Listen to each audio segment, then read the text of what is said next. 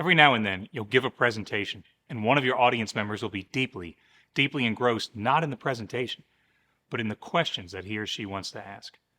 I'm talking about the person who abuses Q&A as if it's his or her own private conversation.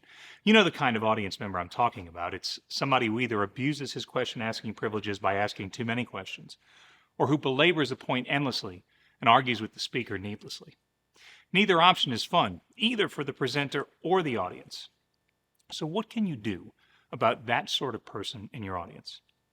Well, first, a simple strategy is to request at the outset of the presentation that audience members raise their hands and wait to be recognized before asking a question.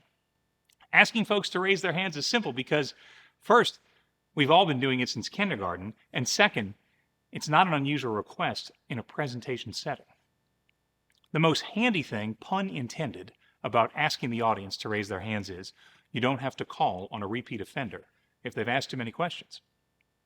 Now, if your request for raising hands is ignored, if you're caught off guard by someone who just won't stop shouting out questions, here are a couple of ideas.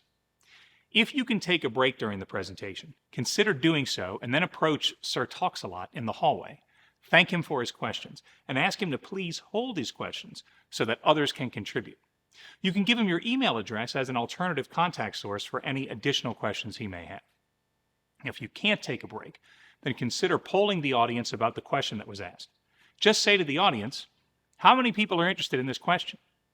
When only a few hands are raised, thank the oppressive interrogator for her questions. Let her know that you'll meet with her after the presentation to answer any further questions she has. I hope you never have to deal with a runaway question asker, but if you do, give these strategies a try. Until next week, stay happy, my friends.